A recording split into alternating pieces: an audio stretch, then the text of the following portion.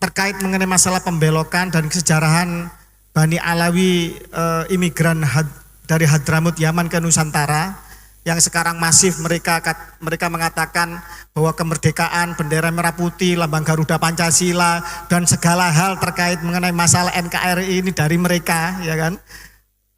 Apakah benar klaim-klaim seperti itu sehingga seolah-olah yang lain adalah sebagai pelengkap penderita saja para pahlawan nasional yang lain? Nah, ini akan diulas dengan tajam, tegas dan transparan dari yang mulia guru kita bersama Profesor Anhar Gonggong. Monggo, waktu dan tempat kami berikan.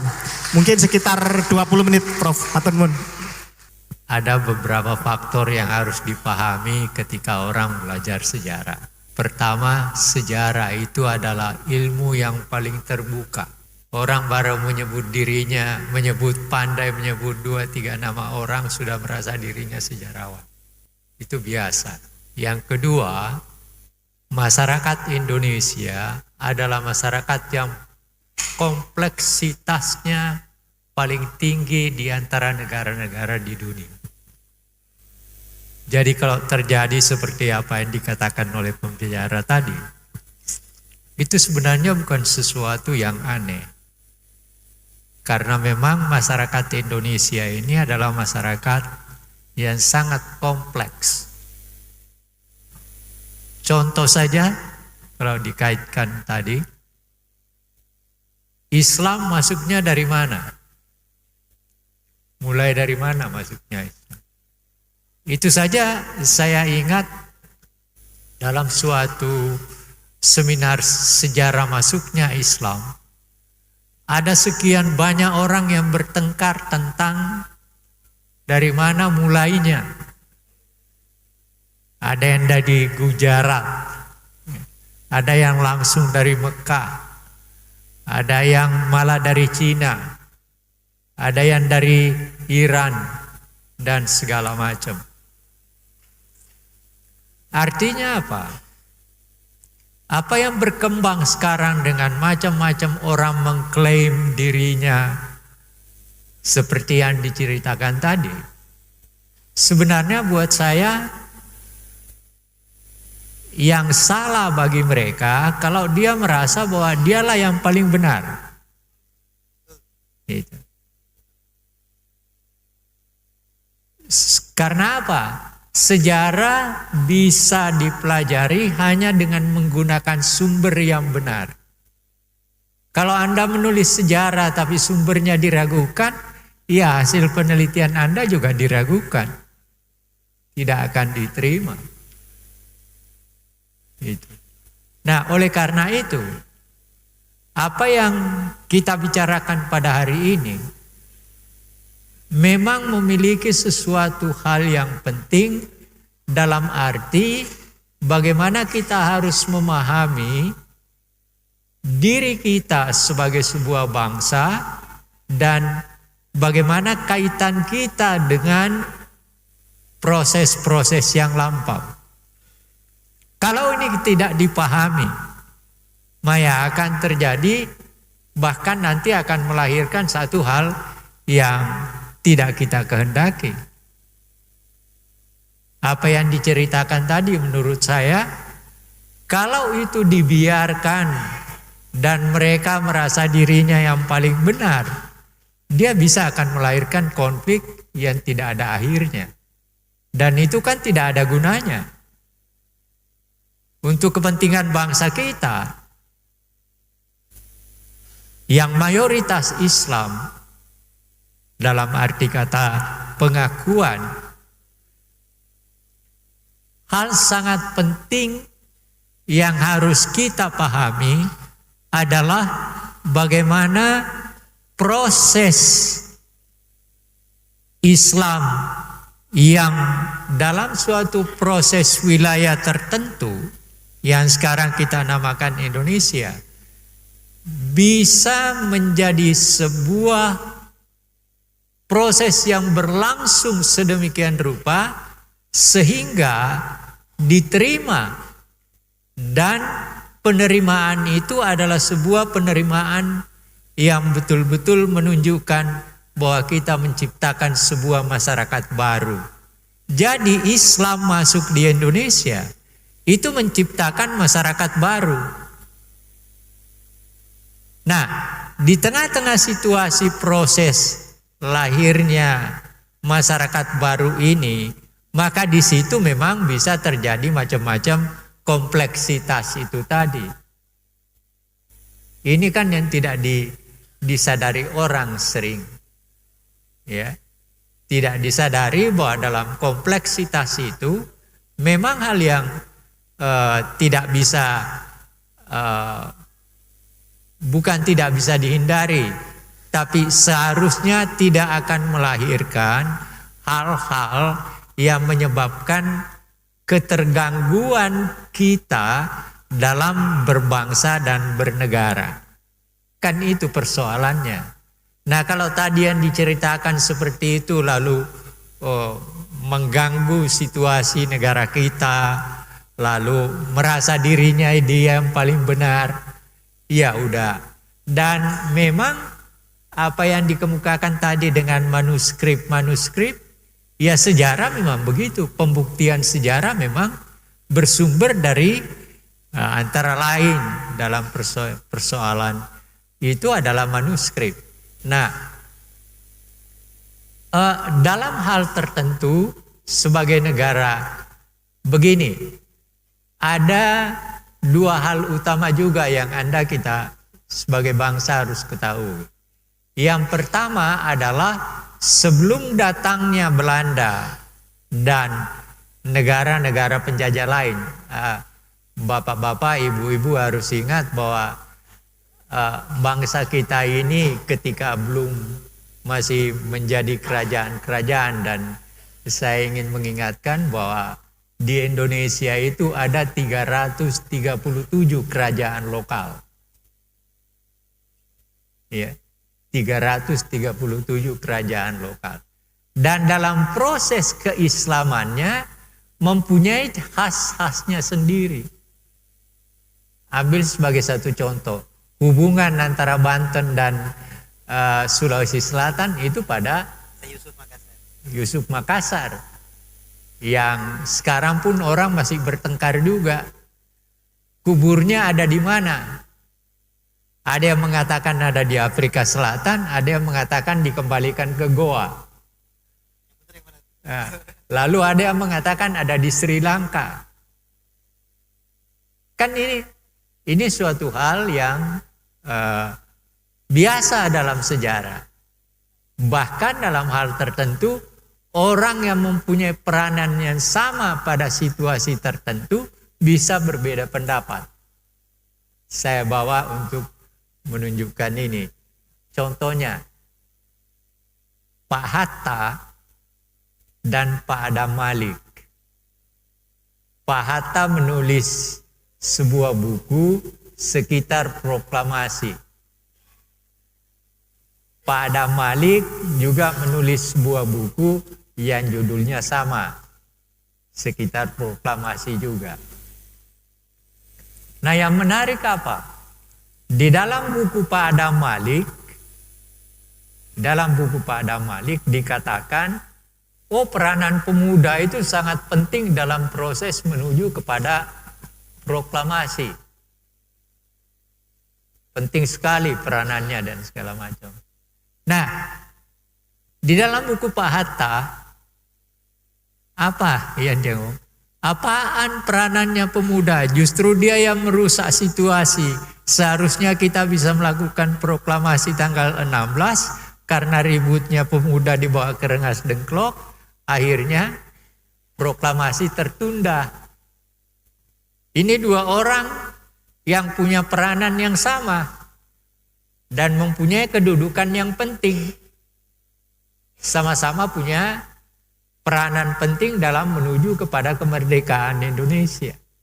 Dan peranannya sama dan mereka selalu berhubungan gitu. Tapi dalam menanggapi suatu peristiwa ternyata terjadi perbedaan tertentu. Itu. Nah, apa yang saya mau katakan tadinya, Saya sebenarnya agak segan datang karena saya merasa bahwa ini bukan bidang saya. Seorang ilmuwan seharusnya punya kerendahan hati untuk mengatakan bahwa kalau bukan bagian daripada apa yang dia ketahui dan pelajari, seharusnya tidak boleh ngomong. Itu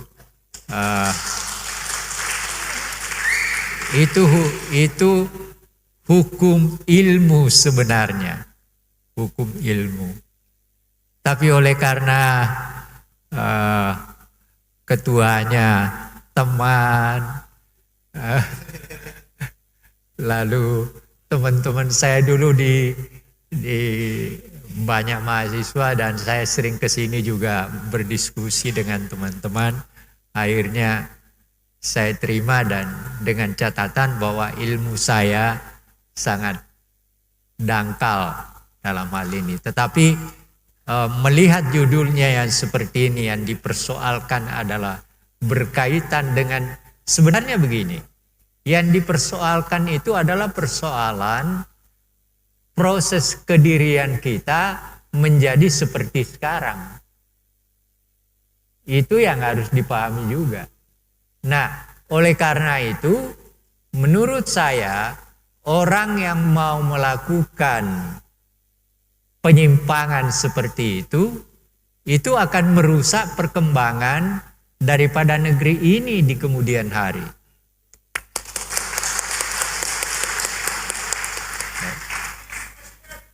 Dan itu tidak ada gunanya. Tidak ada gunanya bagi kita. Yang penting bagi kita adalah bagaimana kita menggunakan sejarah secara benar untuk menatap dan menuju ke hari depan. Nah, saya mau mengatakan begini. Ada kesalahan orang di dalam memahami sejarah. Apa kesalahan itu? Kesalahan itu ialah dia hanya mengatakan dan memahami bahwa sejarah itu sekedar masa lampau. Sudah itu selesai. Pendapat ini adalah sangat keliru. Kelirunya di mana? Kita tidak berada di sini tanpa kita ada di masa lampau dulu. Anda tidak duduk di sini sekarang menjadi sebuah bangsa merdeka kalau dulu tidak ada yang berjuang untuk mendudukkan kita sekarang.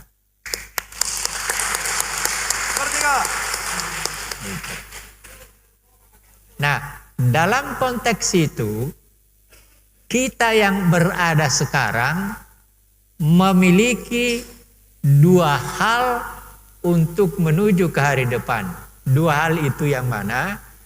Masyarakat atau generasi sekarang yang berada di sini dan mengatur kehidupan bersama kita bersumber dari masa lampau tetapi sekaligus merancang masa depan. Oleh karena itu, generasi sekarang adalah generasi yang paling strategis untuk melanjutkan kelangsungan hidup kita ke depan.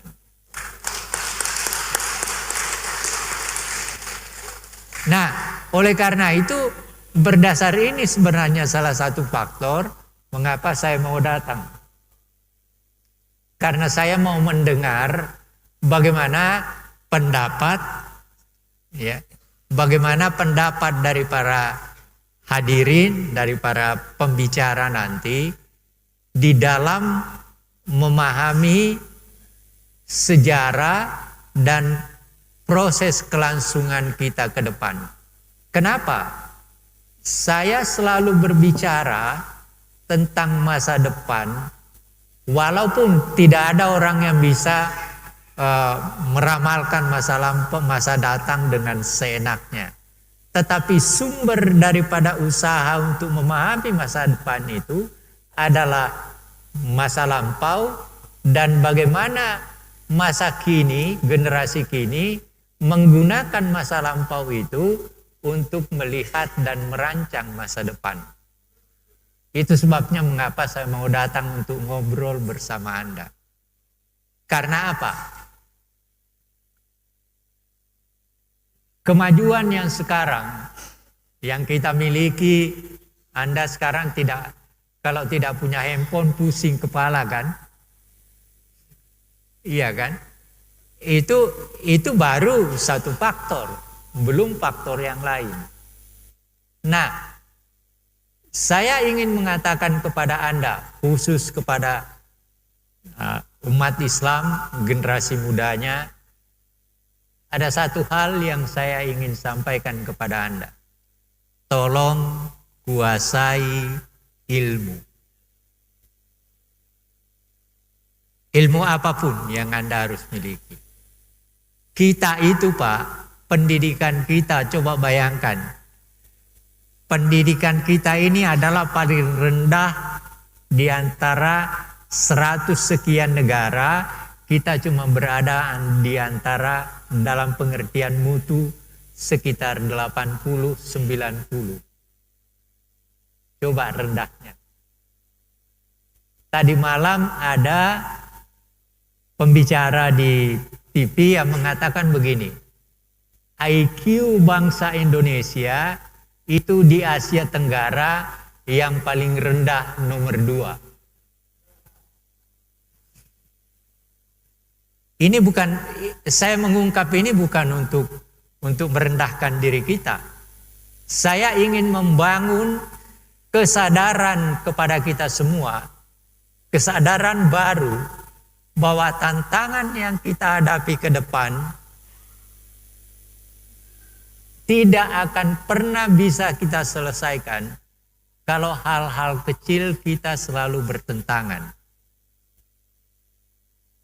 Kita selalu bertengkar hanya karena persoalan kecil. Saya tidak tahu, walaupun memang saya sendiri sedih ketika terjadi, terus terang di kampung saya istilah Habib itu nggak ada. Orang Bugis tidak mengenal Habib. Tidak ada istilah Habib. Baru setelah saya di Jawa, apalagi di Jakarta, baru saya istilah itu saya dengar. Tapi di antara kami, saya nggak tahu kalau sekarang sudah ada pengaruhnya. Tapi antara tahun 50 sampai dengan tahun 60, istilah Habib itu tidak dikenal di Sulawesi Selatan. Itu fakta. Tetapi orang keluarga Pak siapa? Ayahnya Pak Shihab, ya, Pak Quraish Shihab, itu orang yang saya sangat hormati. Itu adalah memang keluarga yang sangat dihormati di Sulawesi Selatan. Tetapi bukan oleh karena kearabannya, tetapi oleh karena keilmuannya.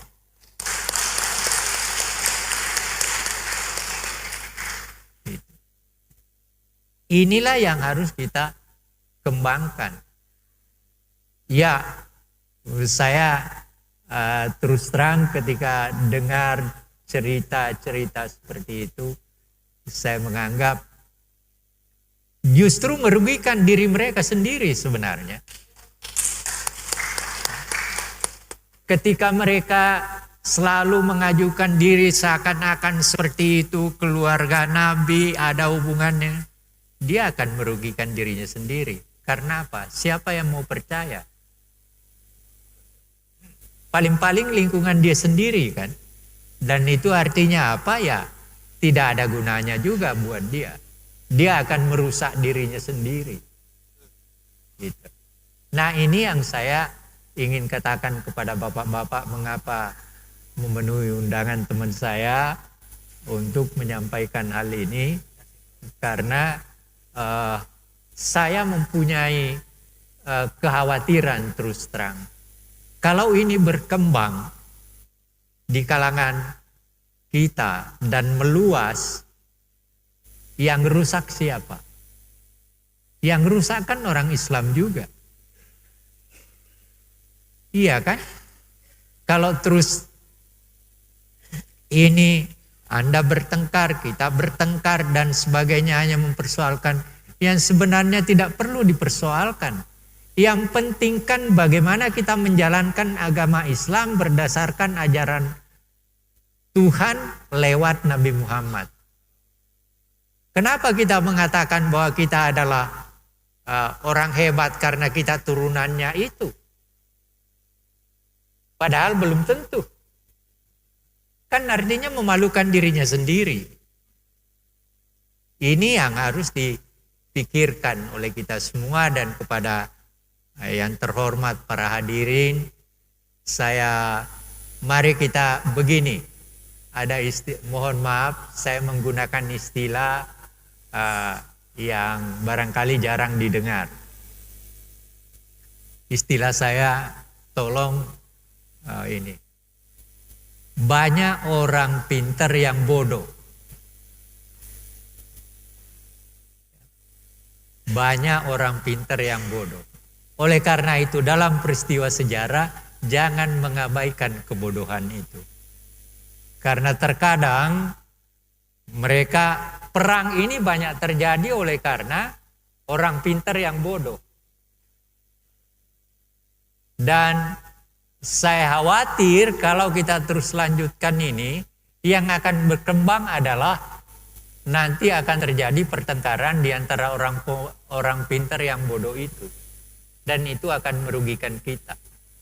Akan merugikan bangsa ini. Nah, inilah catatan-catatan singkat yang ingin saya sampaikan kepada para hadirin, kepada ketua teman saya, dan organisasi ini saya minta agar supaya bisa mengembangkan berbagai hal. Sebagai salah satu contoh, saya ingin penutup begini. Selama kita memperjuangkan kemerdekaan, memang hanya selalu terdapat dua kekuatan yang bahkan sampai sekarang sering terjadi persaingan, yaitu kekuatan nasionalis sekuler dan kekuatan nasionalis Islami. Sejak zaman pergerakan itu dan sampai sekarang. Tetapi yang hebat apa? Yang hebat adalah mereka di tengah-tengah pertentangannya yang keras terkadang, tapi mampu menemukan formulasi. Saya ambilkan sebagai satu contoh. Bung Karno dan Bung Hatta sejak tahun 33, tahun 30-an itu tidak pernah bersatu. Pikirannya selalu beda. Bahkan Bung Hatta pernah menulis kritik kepada kelompoknya Bung Karno mengatakan begini. Persatuan yang dicari, yang ditemukan persatean. Itu judul tulisan Hatta. Ya, tulisan Hatta. Nah, apa yang saya mau katakan pada Anda semua dengan mengambil contoh ini, jangan sampai kita teriak untuk persatuan pada saat yang bersamaan justru hasilnya persatean. Oleh karena itu, saya mohon agar supaya saya ingin mengingatkan, mari kita memelihara keislaman kita. Mari kita membangun pendidikan Islam yang sebaik-baiknya, tapi jangan kita melakukan sesuatu yang justru melahirkan kebodohan kita. Terima kasih atas perhatiannya, mudah-mudahan ada gunanya. Assalamualaikum warahmatullahi wabarakatuh.